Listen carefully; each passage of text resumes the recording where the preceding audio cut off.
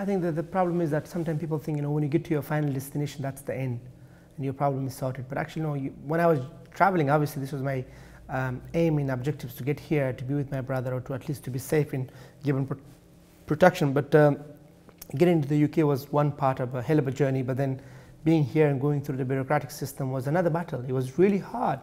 And the reason it's not easy for me, being from my parts of the world, to talk about, life became so unreasonable that I just thought really there was no point to talking to anybody, and no point doing anything, because again, I was just being seen as a suspect, as a criminal, as a liar by the authorities.